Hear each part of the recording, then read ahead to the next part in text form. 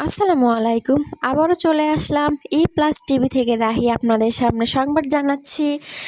চট্টগ্রাম হালকা motor bike চালক শ্রমিকদের প্রার্থী সভা পরিচয় আমরা জেনে নিব বক্তব্য তাদের কাছ থেকে বিস্তারিত। চলে যাচ্ছি আমাদের বিস্তারিত ঘটনায়।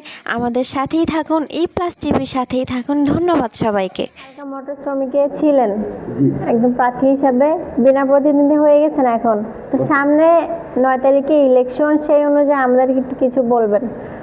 যাক, ইনশাল্লাহ আমি চট্টগ্রাম হালকা মোটর চালক শ্রমিক ইউনিয়নে যে আবার নির্বাচনী ইলেকশন আমার 2026-এর 9 তারিখ রোজ শুক্রবার সিএফবি আমার প্রাইমারি স্কুলের আমাদের কেন্দ্র আমার যারা আমাদের নির্বাচন কমিশনে আছে এবং আমরা প্রায় 8জন আমার বিনা প্রতিনিধিত্ব হয়েছি। তার মধ্যে আমি এলাম যে যৌন সাধারণ সম্পাদক, সাবেক সাধারণ সম্পাদক। তো আমি বর্তমান যারা নির্বাচন কমিশনে আছে, বর্তমান যারা পরিচালনা করতেছে, আমরা আমাদের বিশ্বাস যে ইনশাল্লাহ আমাদের সুস্থভাবে নির্বাচন হবে এবং সকাল 8টা থেকে শুরু হবে, বিকেল 5টা শেষ হবে। এই পর্যন্ত আমরা কোনো নির্বাচন বাঞ্ছন হবে এই ধরনের কোনো কিছু আমরা পাইনি।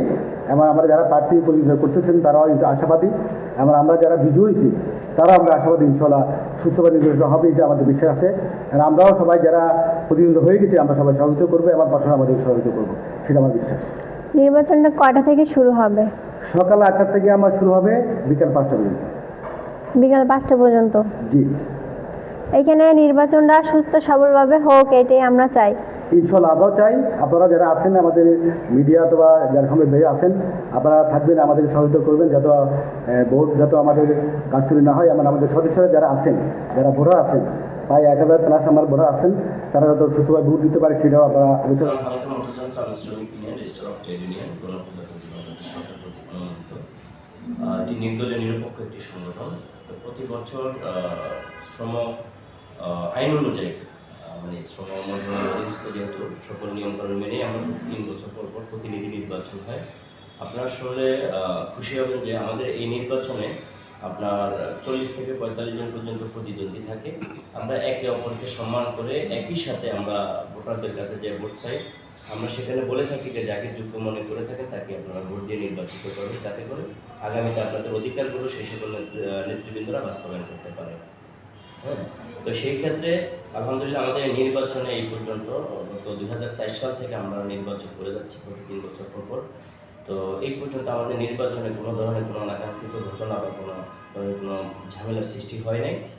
খুব সুন্দর এবং সুশৃঙ্খলভাবে আমরা নির্বাচন উপহার দিতে সক্ষম হই প্রতি বছরই। ইনশাল্লাহ এবারও আমাদের নির্বাচনে কোনো ধরনের কোনো মানে ঝামেলা হবে না বা কোনো প্রভাব পড়বে না। সুস্থ সুন্দরভাবে আমরা সকলে ঐক্যবদ্ধ হয়ে একটি সুন্দর সকল নির্বাচন উপহার দেব, এবং যারা হেরে যায় তারাও একদম সহজভাবে মেনে নেবেন, এবং যারা নির্বাচিত হবেন তারাও যারা হেরে যায় তাদেরকে আবার পুনরায় আহ্বান জানিয়ে সুন্দর এবং সফলভাবে সংগঠনকে গড়ে তোলার জন্য কাজ করবেন ঐক্যবদ্ধ হয়ে।